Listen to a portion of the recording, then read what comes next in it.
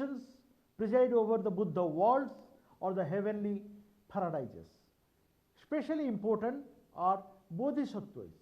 Bodhisattvas are the persons who have reached the point of enlightenment but turn back and take a vow to use that enlightenment, compassion, wisdom and power to help release others from their suffering. Thus we find many forms and practices which were developed within the Buddhist fold, which allowed many different types of people to satisfy their spiritual need through this great religion called Buddhism. Mahayana, or the great vehicle I told, and also the Bodhisattva jhana began sometime between 150 to 100 BC. The Mahayana emphasized the Bodhisattva path and the doctrine of Upaya, Upaya meaning the skill. It emerged as a set of loose groups associated with the new text named Mahayana Sutra. These Mahayana Sutras prompted new doctrines such as the idea that there exists other Buddhas who are simultaneously preaching in countless other world systems. That means it is not only the Buddha, historical Buddha, there are many Buddhas everywhere in this world, in the outer world. They are preaching in different world systems. They continue to preach in different countless other world systems.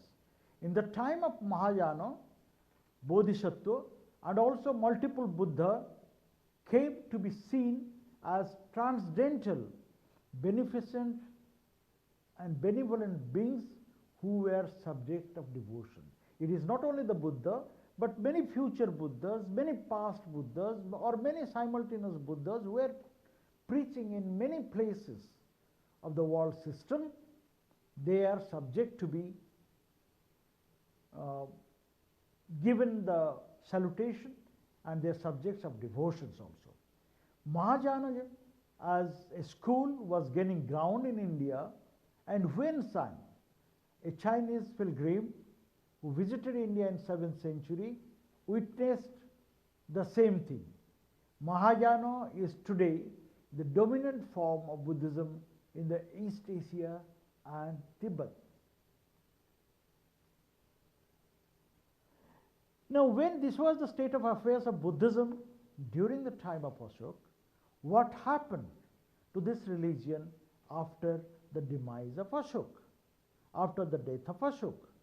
Several scholars have suggested, many people, many scholars, they are of the opinion that the earliest sutra, Pragya Paramita Sutra, was developed in Andhra Pradesh and Odisha.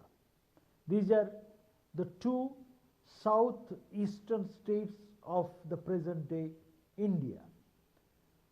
While scholars attribute Andhra's Nagarjunakonda as the important center of Mahayana Buddhism, yet Odisha is also considered as the cradle of Mahayana Buddhism. We find the first earliest sutra of Pragya Paramita was perhaps developed during this time, and it was developed in Andhra Pradesh and also in Odisha. Next is nearly 50 years after the death of Ashoka, nearly 50 years after Ashoka, Shungas, the dynasty was Shunga dynasty, and major ruler of that dynasty who founded this was Pushyamitra Shunga. Now this Shunga dynasty ruled over for a brief period, and in the process the ruler was said to be hostile towards Buddhism. He was not very friendly to Buddhism.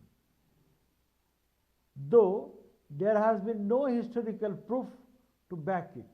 When we say we do not have any historical backing to what I am saying is correct. Buddhist institutions, however, were on harder times under the Shungas. The Shungas were the one who established the empire after the Mauryan Empire after the death of Ashoka. Buddhism in Greco-Roman world. The Greco-Roman kings or the Greco-Bactrian kings, Demetrius first, invaded the Indian subcontinent. He was the one after Alexander who started invading some parts of India subcontinent and establishing a kingdom that was to last in parts of northwest South Asia until the end of 1st century AD or CE. Buddhism flourished under the Indo-Greek and Greco-Bactrian kings. One of the most famous Indo-Bactrian kings or Indo-Greek kings is Menander. Menander, who reigned from 160 to 135 BC. He is presented the Mahayana tradition as one of the best benefactors of the faith, on a par with King Ashoka and later with King Kushana, King Kanishka. Menander's coin, the coin he issued, bear destination or bear designs of 8-spoke dharma wheel, a classical Buddha symbol, and here we find direct and cultural exchange is being suggested by the dialogues of Milindapanna between Menander and the Buddhist monks Nagasena, who has himself a Siddha or himself a student of the Greek Buddhist monk Mahadharmarakkhita. Mahadharmarakkhita was a great Greek monk, Buddhist monk, and he was having his students under him to study Buddhism.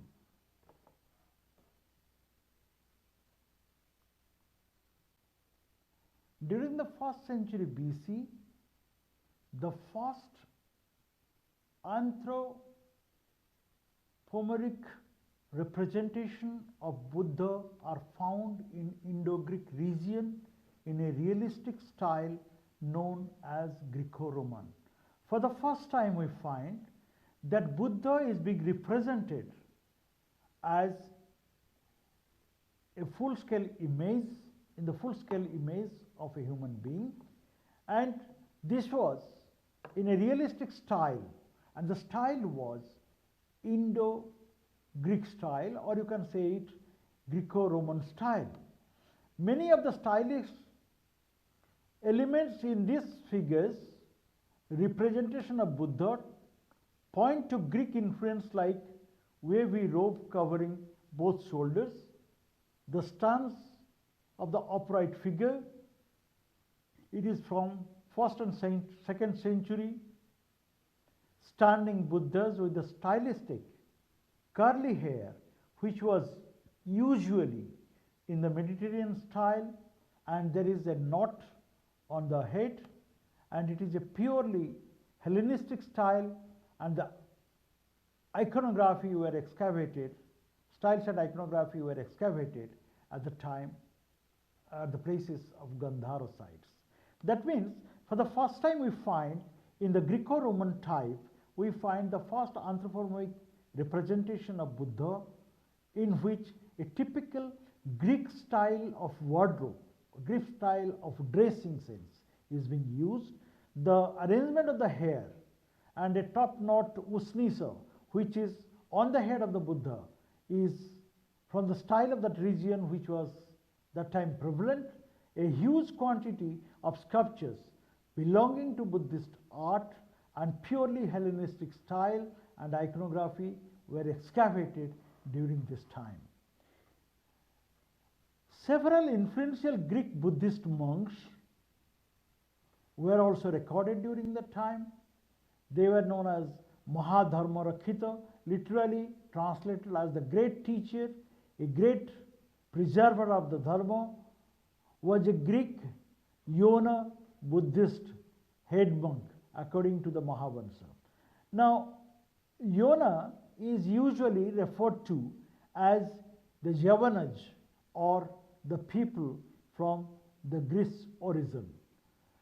So we have this time several influential great Greek Buddhist monks, and one of them most important was Mahadharmarakshita, and he was a Greek Yavana Buddhist head monk according to the text Mahavamsa, who laid this gentleman laid, Dharmarakshita laid about 30,000 Buddhist monks from the Greek city of Alexandria, around 150 kilometers of the Great Super, during the rule of the king Menanda from